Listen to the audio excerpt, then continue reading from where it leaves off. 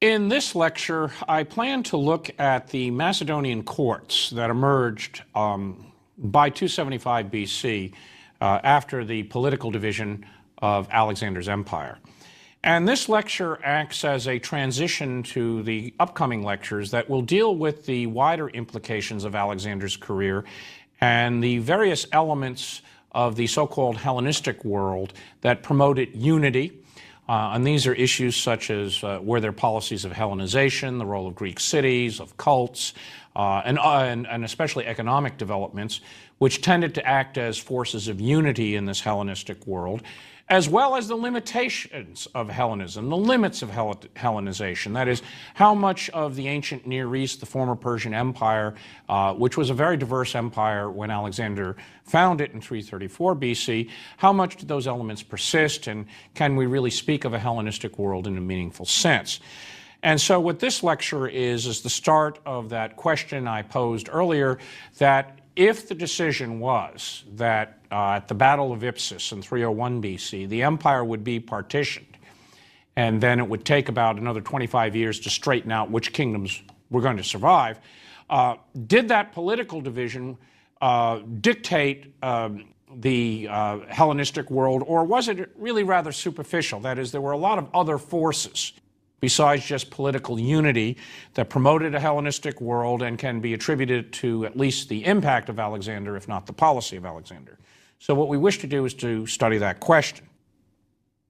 Well, in 275 BC, where we have now three large kingdoms ruled by Macedonian families, the Antigonids of Macedon, the Seleucids of Asia, and the Ptolemies of Egypt. What were these kingdoms like? How did they look to Alexander as their founder in many ways? And this raises some very important issues about the success of these Hellenistic kingdoms, because they did build royal institutions and other institutions that were transmitted to the Romans, and many of those institutions were very important to Rome's success in ruling not only the eastern half of the Roman world, but really the entire Roman world. Well, let's first look at the nature of the kingships that emerged. I noted that down to 306 BC, none of the successors would dare take the name of king. The title Basileus in Greek, which had been adopted by Philip and Alexander, and designated a kingship that most Greeks would find offensive. The term implied hereditary succession. It implied all sorts of institutions and even religious symbols that would be associated with that kingship. It was only in 306 BC, when Antigonus and Demetrius had won the great victory off Salamis, that they took the title. Remarkably, the title king, Basileus, was not attached to any particular region. The title was essentially personal. Kings could find kingdoms. They could lose kingdoms temporarily and come back. Pyrrhus, Ptolemy the Thunderbolt, and Demetrius Poliorcetes were all effectively at one point kings who really didn't have a kingdom. But in the end, these three territorial states emerged, and the kingship became very closely associated with those regions.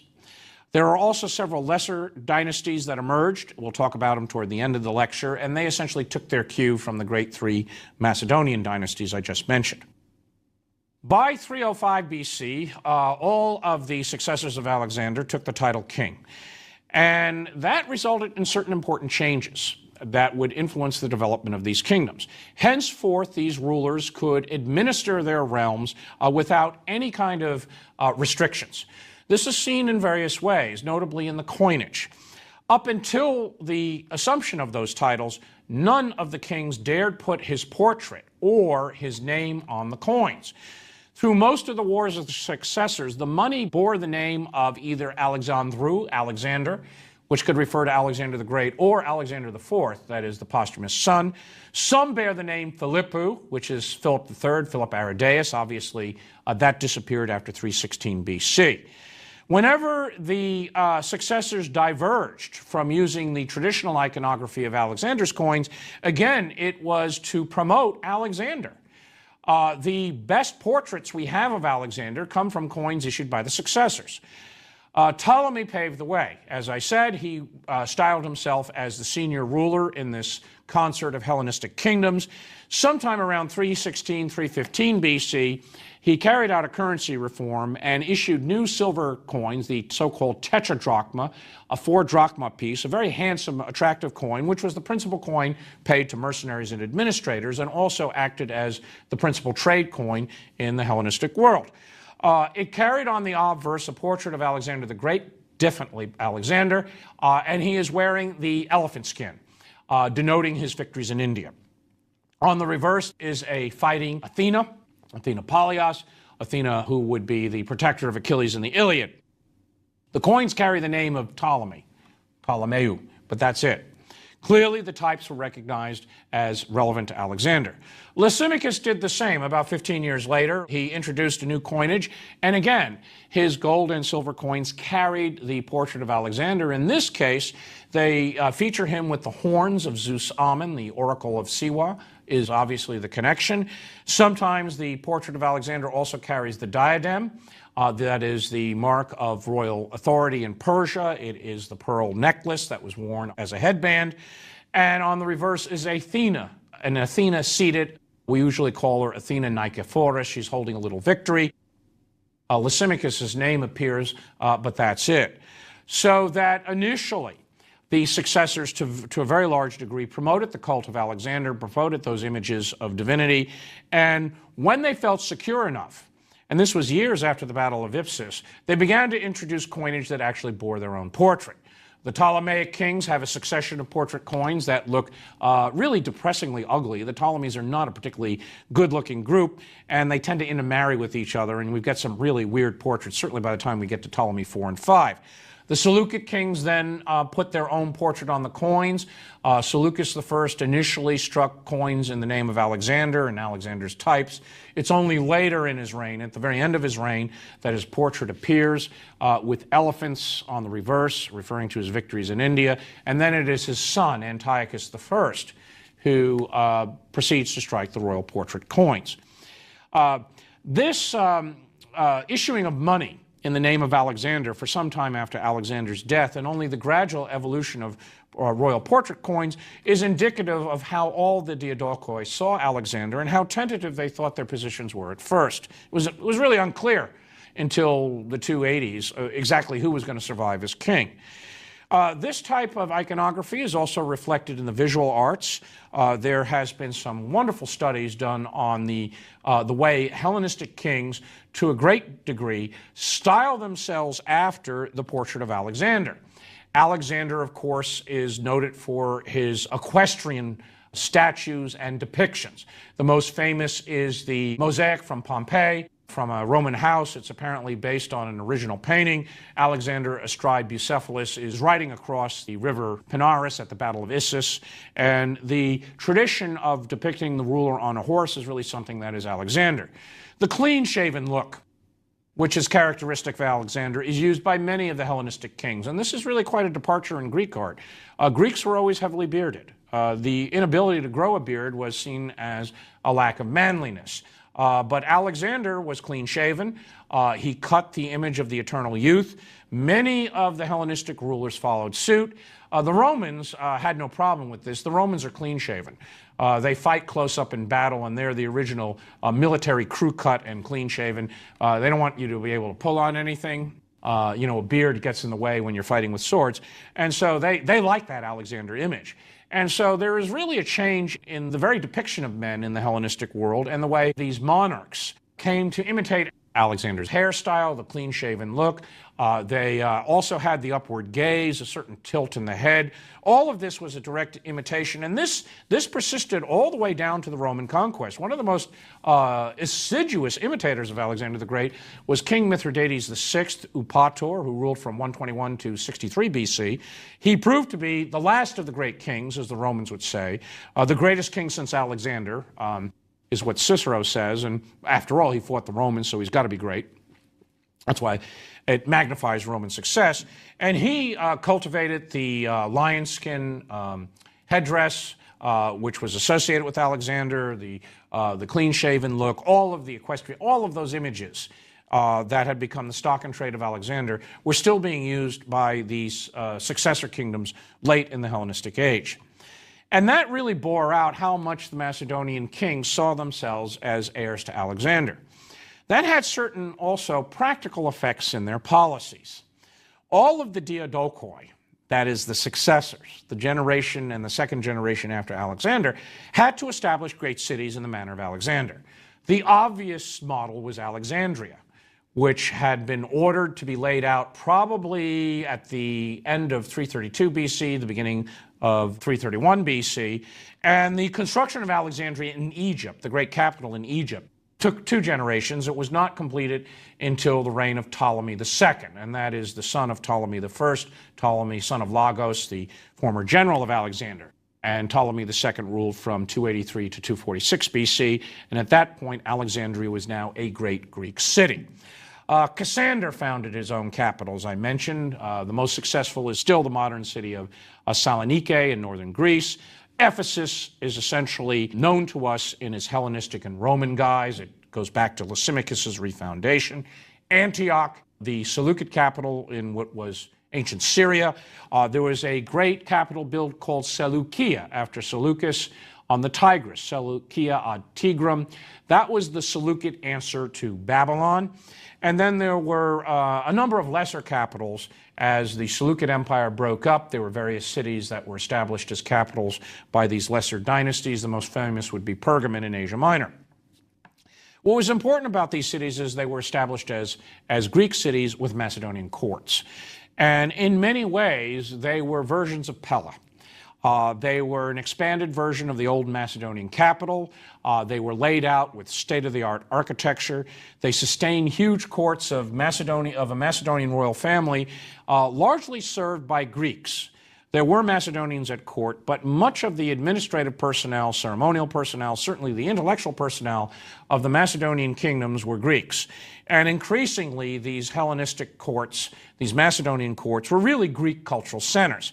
And in a way, they were following a tradition in Macedon going back to King Archelaus, who ruled from about 413 to 399 BC. He was the Macedonian king, the Argead king, the ancestor of Phil and Alex, who had made Attic Greek the language of the court, had begun to invite Greek savants and poets. He was a patron of Euripides, the Athenian dramatist, and turned the Macedonian courts into very, very Hellenic-looking courts.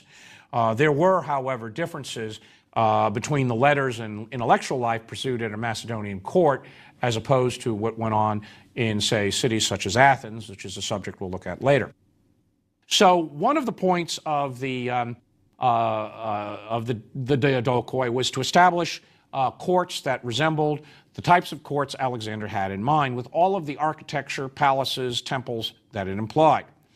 They also fell heir to another tradition of Alexander, and that was this tradition of exploration and advancing the borders of their frontiers, not just by arms, but also by discovery. I mentioned at a number of points in the expedition of Alexander that Alexander had been deeply influenced by his mentor Aristotle, that he was accompanied by a whole train of Greek experts. These would be geographers, the Bematists, who counted the steppes so they could map out the Persian Empire. Some of these men were hangers-on and, rather questionable. One thinks of Callisthenes, who, oscillated between being a sycophant and critic of Alexander. But the conquest of the Persian Empire was an enormous expansion of Greek knowledge. Aristotle, for instance, was constantly receiving various plants and animals sent back by Alexander. There was a whole tradition of, a whole institution of soldiers who brought all this exotica back to Athens so Aristotle could study it and pursue his studies in biology and zoology. Furthermore, the expeditions had opened up knowledge. For instance, it was clear that the Indus did not flow into the Nile, as some popularly believed, that the Ganges had been discovered, that the whole southern coast of Persia had been mapped out by Nearchus in the Periplus. And Hellenistic monarchs followed along on this path. The Seleucid king Antiochus I, apparently, the son of Seleucus, commissioned a Greek admiral named Patroclus. the same name as the best friend of Achilles in the Iliad, to navigate the Caspian Sea. This was not a military expedition, but an effort to determine, did the Jaxartes actually empty into the Black Sea? Was it a tributary of the Don, the Tanius, as they would say in Greek, or did it actually go into this body, the Caspian Sea? And was the Caspian Sea just a huge bay of a great northern ocean? Well, Patroclus charted the Caspian Sea, and he demonstrated two important points. One is the Jaxartes does not go into the Black Sea, obviously, and also that the Caspian is a great, essentially, salt lake, inland sea, and there is vast stretches of steppe beyond the Caspian Sea, and there is no northern ocean up there, at least not as understood by earlier Greek geographers. The Seleucid court was also very intrigued with India. Seleucus I may have surrendered the Indian satrapies, but he was well aware of this new power that had emerged. King Chandragupta, who established the Mauryan Empire, which was based on the Ganges, the Indus, and the land of the five rivers, that is the Punjab, and also the region in India today known as the Deccan. Seleucus sent to the court of Chandragupta a diplomat, Megasthenes. He spent a number of years at the Mauryan court and wrote an indica very similar to the types of reports that were written by earlier Greek geographers, guys such as Ctesias, who was the personal physician of Artaxerxes II, or one thinks of Herodotus and his book 2 on India. But in contrast to these earlier reports, the fabulous humans and animals and monsters had all been emptied out. And Megasthenes gives us a remarkably good report on the Mauryan court, on the course of the Ganges River. He is extremely intrigued by geography and the various populations living in India, and that tradition that goes back to Herodotus of studying other peoples in order to understand oneself, that remarkable aspect of Greek civilization where you can detach yourself and take yourself out of your own society and see the virtues of other societies. Well, that's given an enormous impetus, especially by the Seleucid court, in order to find out, what is out there in the east, the areas that Alexander didn't conquer. And so this tradition of exploration is very much in line. The Ptolemies, too, did the same. Now, it turned out there were commercial advantages to this, but the Ptolemies sponsored all sorts of operations, that is, voyages of discovery, let's call them, down the Red Sea, and as far as they could get in the Nile. They never really got much beyond the Suud. It becomes, you can't navigate it, and so their information on the Nile essentially remained the same as it was when Alexander entered Egypt. But they really discovered what the Red Sea was, the southern and western shores of Arabia. They also landed on the Horn of Africa in search of elephants. There's a lesser variety of elephants that the Ptolemies could find and could attempt to domesticate. African elephants, the traditional African elephant, is large. It's actually larger than the Indian elephant and more powerful in some ways, but it's impossible to domesticate. And the Ptolemies didn't have access to Indian elephants, so they came up with this lesser African elephant that really didn't match up to Indian elephants on the battlefield. One of the Ptolemaic navigators, a fellow called Hippalus, operating around 117, 116 BC, figured out how the monsoons determine the currents in the Red Sea and the Indian Ocean, which the Greeks vaguely referred to as the Erythraean Sea. And that Ptolemaic discovery resulted in the development of long-term ocean-going commerce between the Hellenistic world and India, and then when it was taken over by Rome, it was expanded into a vast and very lucrative trade that linked India to the Mediterranean world. And again, this was in keeping with the tradition of Alexander, tapping into these new areas, discovering and recording what was found. And this was a role that all the Hellenistic kings easily slipped into. It was part of their I'm about to say the German word Gestalt, part of their image, their idiom in imitating Alexander. There was another policy that was very important, and I mentioned it in passing, and that is very studiously cultivating that Macedonian tradition of sponsoring Greek letters and arts. Now, again, there are going to be certain differences between the traditional arts of, say, Athens, democratic Athens, and what becomes popular at the Macedonian court, starting from, say, 300 BC down to the Roman conquest, which ends in 30 BC.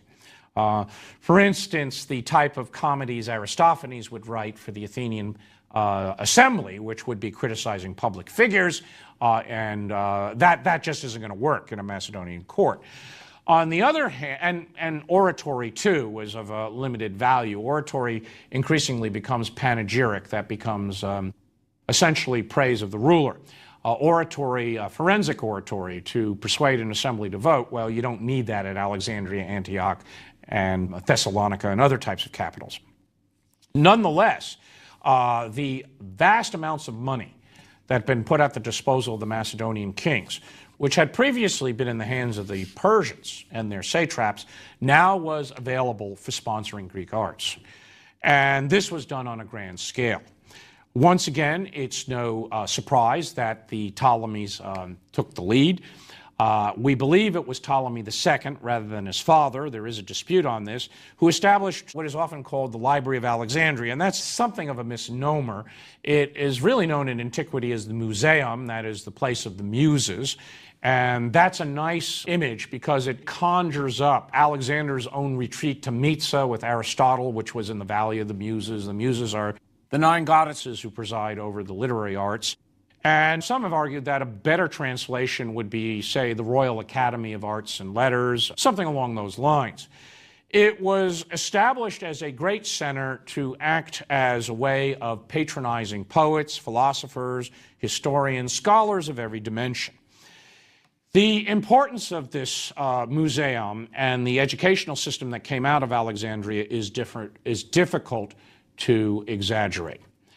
As a result, the poets and authors who arrived at Alexandria starting in the reign of Ptolemy II, and this tradition of literary production continues well into the Roman age, but in the first 2 generations, they dictated the course and development of Greek letters.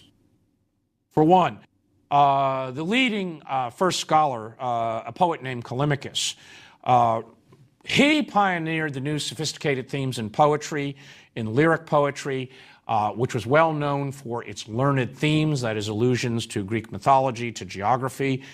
He also was an absolute genius in writing the lyric, the witty poems. He was commissioned to do occasional pieces, that is, pieces to celebrate particular festivals or praises of the king, including the great Ptolemaic festival held for Ptolemy II. He penned epigrams, and he very much was a wit and raconteur.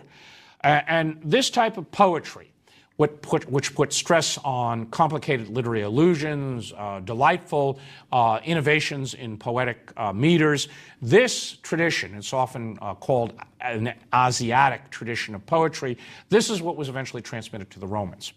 And it was rather different from the type of lean and direct poetry, the so-called Atticus style of writing that characterized Athens and city-states, where the language is more direct. And this would be expected at a court. One would think of the letters favored at the court of Louis XIV. These are hardly the types of letters that would be favored in Britain, which was essentially a crowned aristocratic republic, in which oratory and debate in the parliament was all important. And so, to some extent, what you have in the Greek world is the development of a very royal type of poetry, which really hadn't existed previously. This carried over into epic. One of the contemporaries of Callimachus and Callimachus's rival is a fellow named Apollonius of Rhodes, who wrote an epic known as the Argonautica.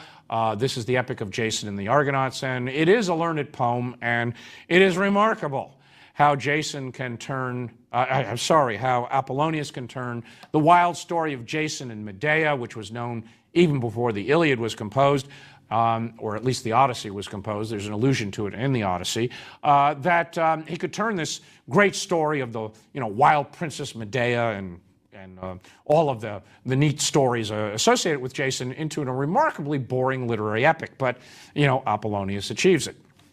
And Callimachus dismissed the epic as mega biblon, mega kakon, big book, big evil. However, there were other important literary traditions, and those are the savants and scholars. They collected around the museum, and for generations they carried out 2 absolutely indispensable achievements. One was the collecting and editing of the texts of antiquity.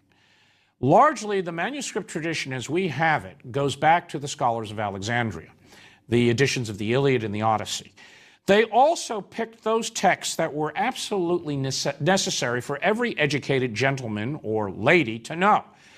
And those, of course, included the Iliad and the Odyssey, certain plays of the tragedians and of Aristophanes, the historians Thucydides and Herodotus, the select speeches of Demosthenes. They really went through and worked out the literary tradition and the best of the best.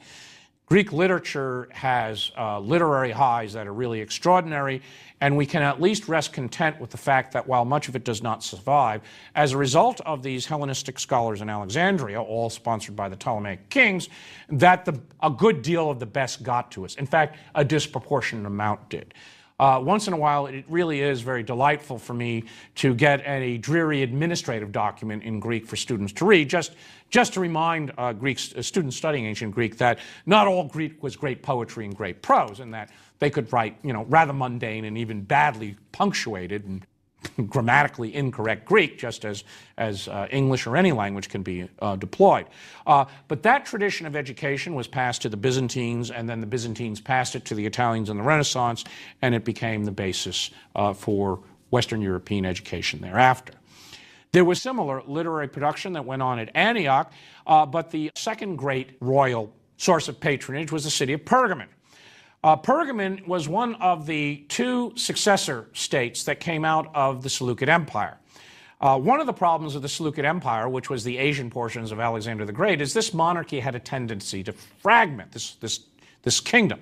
And there's two reasons for this. One is the Seleucid kings could never, they never had the institutions and legitimacy of either the Persian kings or the charismatic, dramatic impact of Alexander the Great. They were lesser rulers. And so they never could co-opt the numerous local elites to their authority. And over the course of the second and third and fourth generation of the Seleucid Empire, Greek satraps or local dynasts, particularly native dynasts in Asia Minor, broke away and established their own kingdoms. They were essentially mini Hellenistic kingdoms. They looked to Antioch, to Alexandria, they looked to Pella and Macedon as the basis for organizing their states, but they were politically detached from the Seleucid state. And the kingdom of Pergamon in northwestern Asia Minor was one of the first. It was founded by a eunuch treasurer general, a guy named Philoctetes, who passed it on to his nephew Attalus, and so the kingdom is usually called the Attalid Kingdom of Pergamon. Well, the Attalid kings could never compete with the Seleucids or the Antigonids or even the Ptolemies in military affairs, but they could compete culturally. And they turned Pergamon into, well, maybe not a rival to Alexandria, but a very good second best. An enormous library was created on the citadel of Pergamon, and that citadel has been excavated and is open to view today. The library was essentially the second most important library in the Hellenistic world. And actually, when the Library of Alexandria was damaged in the fighting resulting when Julius Caesar was there, part of the Library of Alexandria was restocked by taking copies from Pergamon. The library at Pergamon also, the scholars at Pergamon were the ones who created parchment as a way of writing. They didn't have papyrus, and of course that became the principal form of writing in the Middle Ages.